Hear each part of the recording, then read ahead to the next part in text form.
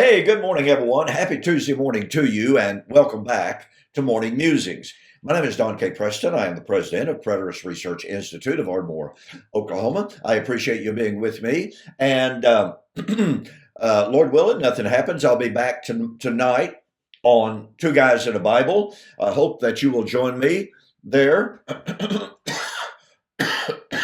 Pardon me. And also, don't forget, Wednesday night, Mike Sullivan and I will be back with Preterist Apologetics. So be looking forward to that. We have some really, really cool things to be talking about. Now, don't forget, hey, look, we're almost out of time here in July. And so don't forget my two-book special for this month. We shall meet him in the air, the wedding of the King of Kings, and leaving the rapture behind. Now, both of these deal with Sukkot, not as extensively as my book, Resurrection Feast Fulfilled, but they do deal with the gathering, obviously. We shall meet him in the air, rapture. And they both discuss extensively the nature and the timing of the gathering, which is where we want to be today. And so, pardon me. Go to my website, by the way, donkpreston.com, bibleprophecy.com, and you get both books delivered to your door, U.S. orders only, by the way, and total charge, $20. That's going to save you a real healthy chunk of money, folks. Take advantage of it today. The time's almost up for this month. I will, of course, have another great offer for next month. Okay, now then, yesterday and last Wednesday as well, we examined Hebrews chapter 12 and the nature of the gathering. Now, this is the harvest. And I've shown you that the harvest is at the time of the resurrection. The harvest is at the time of the parousia. Well, that's the time of the face-to-face of 1 Corinthians chapter 13, 10 to 12. Where Paul said that the charismatic gifts would end at the day of the Lord, which is the time of the face-to-face. It's the time of the arrival of that which is perfect. Now, as I have noted, this has been virtually universally admitted, even among charismatics, since really the establishment of the charismatic movement in the 19th century. Oh yeah, miracles end at the day of the Lord. Okay. And yet, strangely enough, and I have friends who are preterists who believe that the charismatic gifts continue today. Now, certainly mean no disrespect to those friends. I respect them as people, to be sure. I know that they're sincere. I just don't see how I just simply do not see how anyone can take the position the day of the Lord, the judgment, the resurrection, the harvest, came and was fulfilled in AD 70, and continue to believe in the ongoing miraculous works of the Holy Spirit. It's beyond me, quite frankly. Not that I'm not willing to listen, but I've had people tell me in this regard, well, Preston, maybe you ought to just study the issue. Well, with all due respect, ladies and gentlemen, I have spent literally 60 of my 75 years fascinated by, intrigued by, interested in, and reading and researching about the charismatic movement. I was studying the issue of the miraculous gifts of the Holy Spirit before I ever became a preterist, before I ever knew what a preterist was. And so it's a little bit humorous to me when somebody suggests, rather naively, rather ignorantly, and I don't use that term in a pejorative manner at all, they do not know how extensively I have studied this issue. I have book after book after book after book on my shelves in there, in my office, written, some from a scholarly perspective, some from a more popular perspective, some more anecdotal, some more attempting exegesis. So please don't assume, well, Don, you just don't know enough about the issue. So you're naively claiming that miracles don't happen. Oh, no. Oh, no. That's not the case at all, ladies and gentlemen. I have examined this doctrine, this subject, this issue, inside and out. I have studied with countless numbers of people who claim to be preterists, claim to have miracles in their lives. And I remain, if anything else, more firmly convinced than ever. There are no miracles being performed today. That doesn't mean that I have a perfect answer for every single story I've ever been told. But I've done enough investigation to know that just because I cannot answer every single example, that example is in fact and indeed a legitimate miracle. Okay, I want to get back to the text. Remember, as I've shared with you, boy, I talked a lot in Montana. So my voice is somewhat weak, but I'll do the very best that I can. I should have used my respirator this morning, I suppose. Anyway, my puffer. So, the time of the parousia, the resurrection, and the harvest is the time of the cessation of the miracles, of the working of the miracles. And Isaiah 52 foretold the time of the face-to-face. But the face-to-face is the time when Paul said the miracles would end.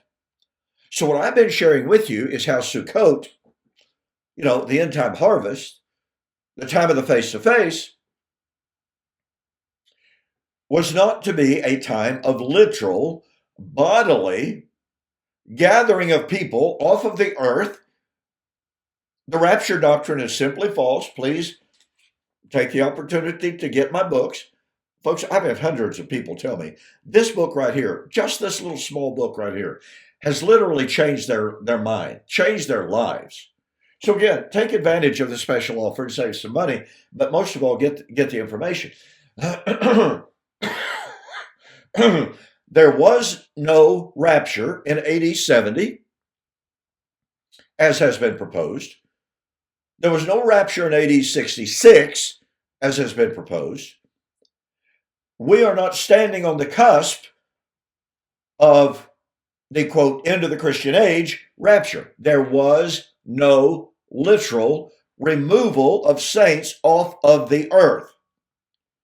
It's rather disingenuous to say, well, I don't believe in a physical rapture, but I believe that the first century saints had their bodies changed into an immortality, and then they were removed. Same thing. Living physical people disappeared off the earth in that doctrine. And it's not true. It is simply not true. Be sure to go to the Facebook page, Preterist Debate, and read my second negative in response to Ed Stevens's claim of a first century rapture. I think you're going to see some amazing things in my post. Okay, so we've gone through Isaiah chapter 52. We've gone through some other texts here, and we focused a lot on Hebrews chapter 12. You have come to Mount Zion. Well, as I suggested yesterday, what I want to do today is to drive the point home that in Revelation, the Sukkot gathering, and yes, Sukkot is found in Revelation. And one of two things is true. Okay? One of two things is true. J. Stuart Russell said, well, Revelation was written before Hebrews. Hebrews draws from Revelation. Possible. Or Hebrews was written and Revelation was written afterwards, and Revelation draws from it. I don't think we've got quite enough information to tell us specifically. Now, here's what I most assuredly do believe. I believe that First Peter was written after Revelation. That helps, obviously, to date Revelation. It doesn't answer the question of Hebrews, although there is some slight evidence that is there. But I have to go on. I'm running out of time here. Okay, so what do we find in Hebrews? You have come to Mount Zion.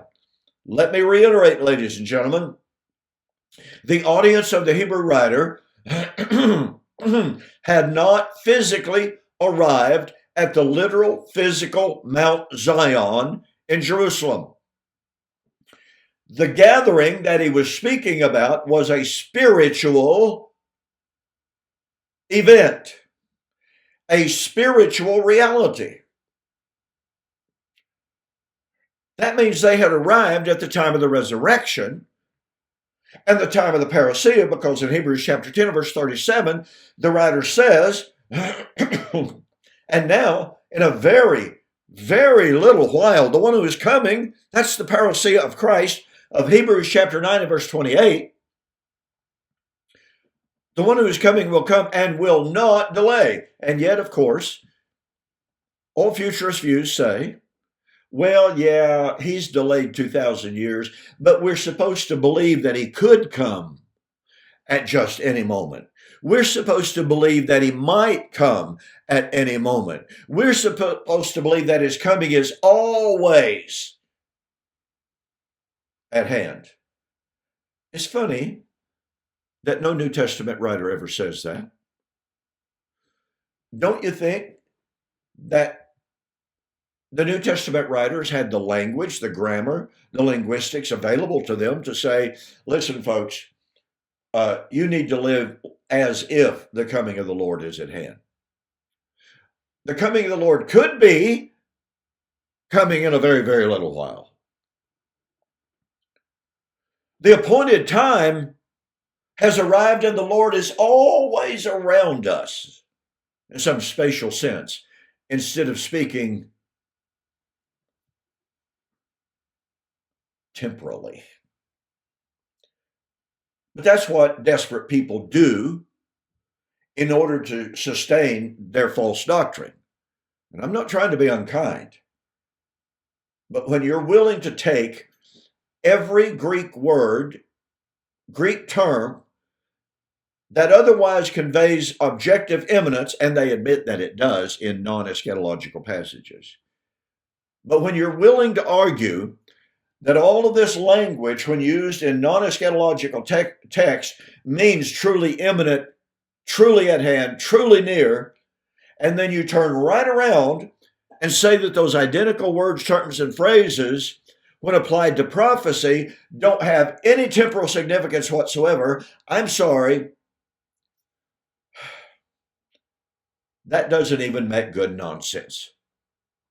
Okay. So in Hebrews, we have the audience has come to Mount Zion.